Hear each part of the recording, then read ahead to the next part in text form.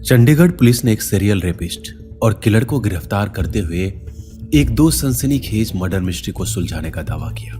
पहला Neha murder case 14 साल पहले हुआ था, जबकि दूसरा मनदीप मर्डर केस जो 2 साल पहले हुआ था। इन दोनों मामलों के अलावा एक केस हिमाचल प्रदेश में भी हुआ था। हर घटना में एक ही पैटर्न, पहले लड़कियों के साथ रेप हुआ, उसके बाद उनकी बेरहमी से हत्या कर दी गई। इन वारदातों को अंजाम देने के आरोपी मोनू कुमार अब पुलिस की गिरफ्त में है। वो बिहार का रहने वाला है, लेकिन अभी चंडीगढ़ के सेक्टर 38 के शाहपुर कॉलोनी में रहता है। उसके खूनी कारनामों की कहानी बहुत खौफनाक है। इस कहानी को जानने के लिए आज से 14 साल पहले हुई एक दिल दहला देने वाली वारदात के बारे में जानना जरूरी है।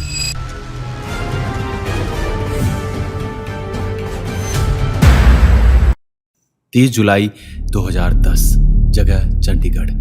सेक्टर 38 के रहने वाले 21 साल की MBA स्टूडेंट नेहा अहलावत शाम को अपने घर से कोचिंग के लिए निकली थी। आमतौर पर वो रात के 9 बजे तक घर वापस लौट आती थी, लेकिन इस रोज ना तो वो वापस लौटी, ना ही उसका फोन लग रहा था, बल्कि उसका मोबाइल फोन रहस्यमयी तरीके से स्विच ऑफ हो चुका था। इस पर घर वालों ने पहले अपने तौर पर नेहा के बारे में पता लगाने की कोशिश की, कोचिंग इंस्टीट्यूट से बात की, लेकिन उसका कुछ भी पता नहीं चला। इसके बाद परिवार के लोग सेक्टर 39 के पुलिस स्टेशन में पहुंचे, बेटी की गुमशुदगी की रिपोर्ट लिखवा दी। इसके बाद भी अपने तरीके से नेहा को ढूंढने की कोशिश करते रहे। इसके कुछ ही देर बाद उन्हें जोर का झटका लगा जब सेक्टर 38 के करंट टैक्सी स्टैंड के पास उन्हें अपनी बेटी की स्कूटी दिखाई दी। डराने वाली बात यह थी कि उस पर खून के छींटे लगे थे। अब घर वालों ने आसपास के पूरे इलाके में और भी बेसब्री से उसकी तलाश आगे बढ़ाई। तब घर वालों को जो मंजर दिखा, वो मंजर शायद कोई भी देखना नहीं चाहे। टैक्सी स्टैंड से थोड़ी दूर झाड़ियों में नेहा की लाश खून से लथपथ और बिना कपड़ों के पड़ी हुई थी। घर वाले नेहा को उसी हालात में उठाकर सीधे PGI लेकर पहुंचे कि शायद कोई करिश्मा हो जाए, लेकिन डॉक्टरों ने नेहा को ब्रॉड डेड करार कर दिया, यानी अस्पताल लाए जाने से पहले ही उसकी जान जा चुकी थी। उसके सिर पर किसी भारी चीज से वार किए जाने के निशान तो थे, शरीर पर गला घोटने के निशान भी थे और निजी अंगों के साथ छेड़छाड़ के सबूत साफ साफ नजर आ रहे थे। यानी पहले ही नजर में यह मामला रेप कम मर्डर का लग रहा था। मामला संगीन था, लिहाजा पुलिस ने भी फौरन मामले की जांच शुरू कर दी। नेहा के शरीर पर मिले दरिंदे के DNA सैंपल कलेक्ट कर लिए गए। इसके बाद जांच आगे बढ़ाई गई, लेकिन वक्त गुजरता रहा। दिन महीने साल निकलते रहे, लेकिन नेहा के गुनाहगार का कोई पता नहीं चला। फिर एक वक्त ऐसा भी आया जब चंडीगढ़ पुलिस ने इस हाई प्रोफाइल मामले की जांच को लेकर अपने हाथ खड़े कर दिए। आखिरकार 10 सालों के बीच पुलिस ने अदालत में इस केस को लेकर अनट्रेस्ड रिपोर्ट दाखिल कर दी, लेकिन नेहा के परिजनों को पूरा भरोसा था कि उनके बेटी का कातिल एक ना एक दिन जरूर पकड़ा जाएगा। 12 जनवरी 2022 सुबह 11 बजे चंडीगढ़ का मलोया जंगल। नेहा मर्डर केस को अब लोग भूल चुके थे।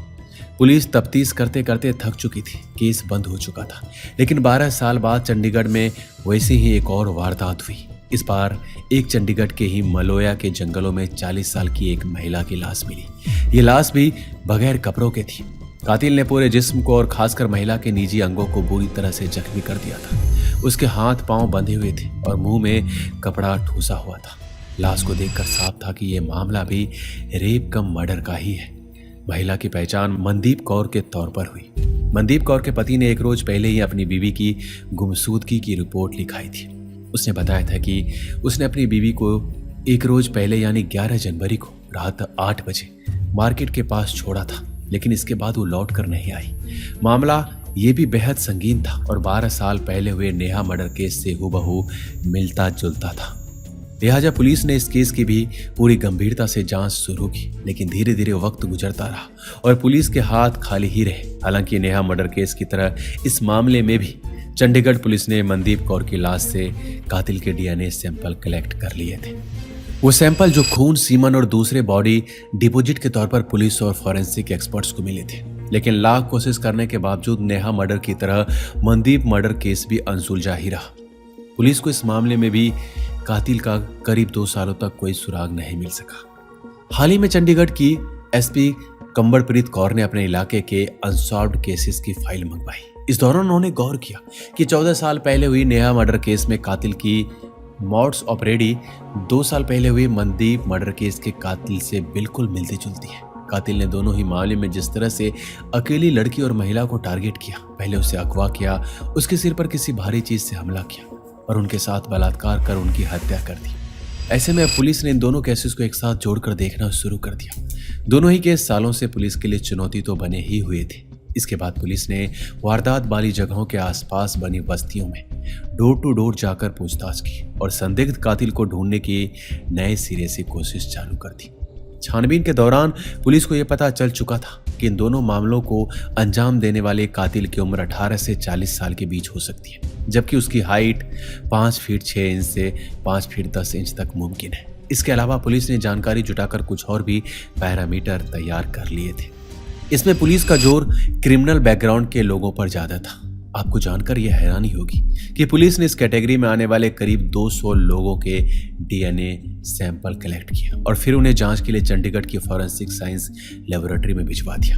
नए सिरे से की गई करीब 8 महीने की कोशिश आखिरकार तब रंग लाई जब उन लोगों में से एक आदमी का सैंपल मलोया मर्डर केस में मनदीप कौर की लाश से कलेक्ट किए गए सैंपल से मेल खा गया।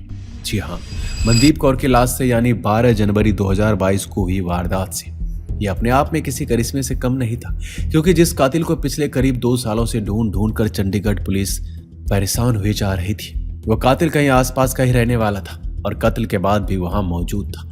लेकिन यह तो बस पहली कामयाबी थी। पुलिस को दूसरी और एक और बड़ी कामयाबी तब मिली जब उस आदमी का डीएनए सैंपल 14 साल पहले हुए नेहा अहलावत की लाश पे से कलेक्ट किए गए डीएनए सैंपल से भी हूबहू मेल खा गया। यानी ये वही शख्स था जिसने पहले नेहा की और बाद में मनदीप की हत्या की। यानी अब चंडीगढ़ में 10 सालों के अंतराल पर हुए 2 कत्ल के मामलों का खुलासा हो चुका था और कातिल के तौर पर शाहपुरा कॉलोनी के रहने वाले मोनू कुमार नाम के 38 साल के एक शख्स की पहचान हो चुकी थी, जो पेशे से एक टैक्सी ड्राइवर था, लेकिन उसे नशे की लत थी। अब पुलिस उसे गिरफ्तार तो करना चाहती थी, लेकिन दिक्कत यह थी कि वो चंडीगढ़ से जा चुका था। इससे भी बड़ी दिक्कत यह थी कि वो ना तो मोबाइल फोन का इस्तेमाल करता था, ना उसके पास आधार कार्ड था, ना ही उसके पास कोई बैंक अकाउंट था। ऐसे में पुलिस लाख कोशिश करने के बावजूद भी उसे ट्रेस नहीं कर पा रही थी। हाँ, इतना जरूर पता चल चुका था कि मोनू कुमार नाम का यह कातिल मूल रूप से बिहार का रहने वाला है और इन दिनों चंडीगढ़ में रहता है। अब पुलिस इंतजार करती रही, साथ ही अपने मुखबिरों को अलर्ट कर दिया कि अगर उन्हें मोनू कभी भी नजर आए तो वो फौरन पुलिस को खबर दे। करीब 6 महीने के इंतजार के बाद आखिरकार मोनू चंडीगढ़ लौटा और पुलिस ने उसे गिरफ्तार कर लिया। पहले तो मोनू अपना जुर्म कबूलने को तैयार ही नहीं था। वो अनजान बनने की कोशिश कर रहा था, लेकिन जब पुलिस ने उसके खिलाफ डीएनए सबूत होने की बात बताई और उससे सख्ती की तो वो टूट गया और उसने इन दोनों ही वारदात में शामिल होने की बात मान ली। लेकिन इसी के साथ उसने पुलिस को एक ऐसी कहानी सुनाई जो और भी हैरान करने वाला था। मोनू ने खुद पुलिस के सामने ये कबूल किया कि उसने इससे पहले साल 2008 में हिमाचल प्रदेश के चंबा में 6 साल की एक छोटी सी बच्ची के साथ रेप करने के बाद उसकी हत्या कर दी। 12 सितंबर 2008 को एक ढाबे में काम करने वाले उस बच्ची को अकेला पाकर मोनू ने उसे अपना शिकार बनाया था। हैरानी की बात यह थी, वो करीब 1.5 साल तक हिमाचल प्रदेश के जेल में भी रहा, लेकिन बाद में उसे सबूतों के अभाव में इस केस से बरी कर दिया गया।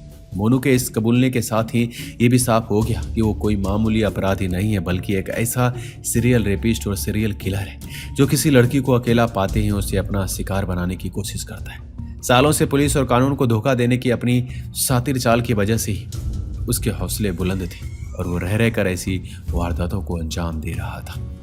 पुलिस की माने तो उसके खिलाफ 6 क्रिमिनल केसेस का पता चला है, जिसमें रेप और मर्डर के अलावा चोरी और लूटपाट के कुछ मामले शामिल हैं। दोस्तों, इस क्राइम कहानी में बस इतना ही। मिलते हैं अगली वीडियो में। अपना ख्याल रखिएगा। धन्यवाद।